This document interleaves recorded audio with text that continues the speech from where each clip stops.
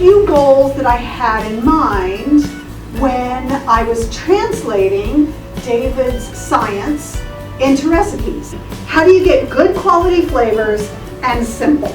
I'm not teaching people in this book how to cook in a restaurant. I'm teaching people how to cook at home.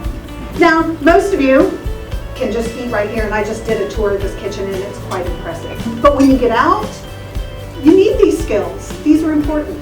These are life skills. Quinoa patties. For me, quinoa is a little boring.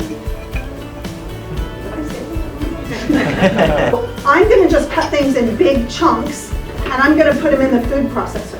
This is a great way to get people to eat vegetables who don't like vegetables. They don't even know it's in there. And I'll put some quinoa in here.